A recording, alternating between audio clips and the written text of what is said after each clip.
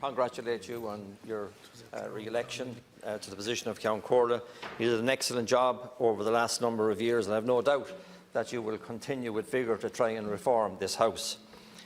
There is also no doubt that in the election campaign people asked again for change, not just change in terms of the minor things in their lives. They want a major change in how politics is done in this country, about how the political system and the political parties work, operate and control their members.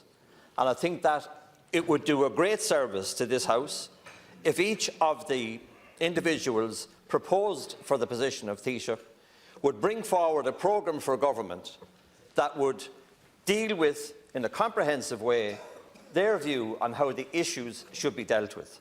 So what we're talking about here is the numbers that we might have to elect a Taoiseach. We talked about it earlier on, we talked about radical change and all of that. But the real meat around this would be if this House, under your instruction, Ceann Comhairle, were to afford time over the next few weeks to talk about the real agenda for change that the people are demanding and what that means for us. I see no reason why we should finish our business today and adjourn for 2 weeks. I see no reason why each individual member of this House should not be included in the discussion around a programme for government.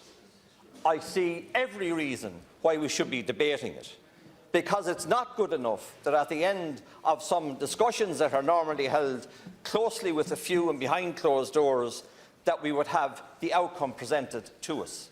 We should have an input into that outcome, and we should have a determination as to how that outcome is going to be fulfilled by the respective parties that may make up the next government. An example was given in terms of reform of the parliamentary questions. It's a tiny reform that has been spoken about since I became a member of this House in 1997. In fact, when I published the book The House Always Wins in 2010, it set out all of the wrongs within departments that you have experienced over the last 9.5 years, and nobody has addressed it. So if you really want to have change, spell it out for the members here. You, Ceann Comhairle, protecting the rights of the members, should ensure that, having spelled it out, that we actually deliver on it, and that every member has the right to have an input into the change that is absolutely necessary. And I believe that every political party has an obligation, as much as each member of that party and those that are not members of parties, to talk to each other. No single party should be left out of a discussion about the future of this country. It's the future for us, our children, our families and our communities. And as you look at your communities, they are being devastated by drugs, by crime and by the lack of political leadership that has left this country down.